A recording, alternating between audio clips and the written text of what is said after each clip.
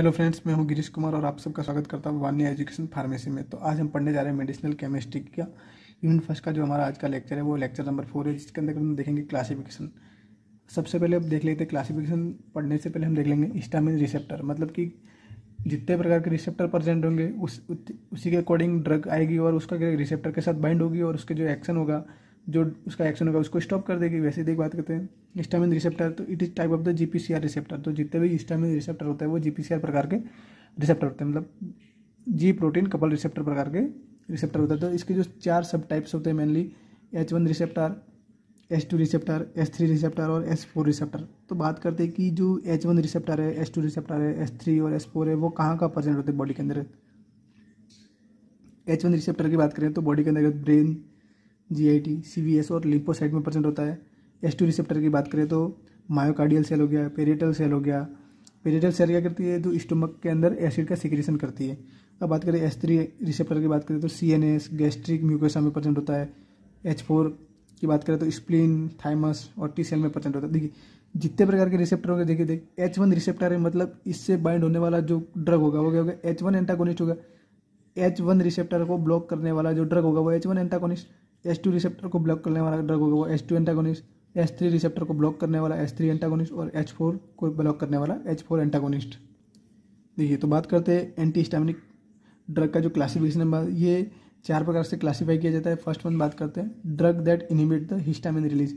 हम किस प्रकार से कोई ड्रग है जैसे कि हिस्टामिन रिलीज हो रहा है और वो क्या कहता है रिसेप्टर के साथ बाइंड होगा और अपना एक्शन होगा, तो हम किस प्रकार से उसके जो एक्शन है उसको रोक सकते हैं। तो first one drug that inhibit the histamine release.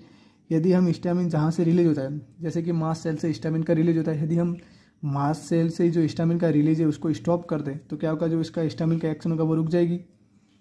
ठीक है। अब दूसरा बात करते हैं block action of the related histamine. यदि हम हिस्टामिन रिलीज तो हो गया मास सेल से, और जब हिस्टामिन जहाँ जाके बाइंड होता है, जिस रिसेप्टर के साथ जाके बाइंड होता है, वहाँ पर हम एंटागोनिस्ट को ऐड कर दे तो क्या होगा, वो हिस्टामिन वहाँ जाके बाइंड नहीं हो पाएगा, तो क्या कर वो अपनी एक्टिविटी शो नहीं कर पाएगा। इसके लिए देखिए H1 एंटागोनिस्ट की बात करते हैं तो इसकी 3 जनरेशन प्रेजेंट होती है, फर्स्ट जनरेशन, सेकंड जनरेशन और थर्ड जनरेशन। अब बात करते हैं देखिए फर्स्ट जनरेशन में कौन कौन सी ड्रगें प्रेजेंट होती है। Amino alkyl ether, ethylene diamine derivatives present होते हैं। प्रोपाइल डायमीन डेरिवेटिव्स हो गया, फेनोथायाजिन डेरिवेटिव्स, पिप्राजिन डेरिवेटिव्स। और सेकेंड जनरेशन की बात करें तो टेरफ्राडिन हो गया, फैक्सोफेराडिन हो गया, सिट्राजिन हो गया। और थर्ड जनरेशन में आता है एक्रेस्टिन और लोराटिडिन। H1 एंटागोनिस्ट पर खत्म हो गया। बात करते हैं H2 एंटागोनिस्ट की।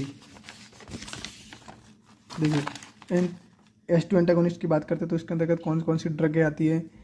ओमिटिडिन हो गया, फॉर्मिटिडिन हो गया, रेंटिडिन हो गया और निजेटिडिन हो गया। H2 एंटागोनिस्ट क्या करता है, जो गैस्ट्रिक एसिड होता है, हमने बात की थी फिजियोलॉजिकल रोल ऑफ हिस्टामिन के अंतर्गत, तो क्या कहता है गैस्ट्रिक एसिड का सीक्रेशन बढ़ा देता है, तो गैस्ट्रिक एसिडिटी को होती है और उस सबको रोकने के लिए क्या H2 एंटागोनिस्ट लिया जाता है, जो जिसके अंतर्गत ड्रग आती है ओमिटिडिन हो गया, फॉर्मिटिन हो गया, रेंटिडिन हो गया, निजेटिडिन हो गया। अब बात करते हैं H3 एंटागोनिस्ट, जो H3 रिसेप्टर है उसके साथ जाके बाइंड होकर जो रिसेप्टर का जो एक्शन है उसको ब्लॉक कर देती है। फोर्थ वन है H4 एंटागोनिस्ट। अब बात करते हैं drug having the dual action. देखिए ऐसी ड्रग जो क्या करती है, या तो रिलीज को भी रोक दे, हिस्टामिन के रिलीज, और उसके जो रिसेप्टर है उसके एक्शन को भी ब्लॉक कर दे। ऐसी होती है drug having the dual action. और फोर्थ है मास्ट सेल स्टेबलाइजर।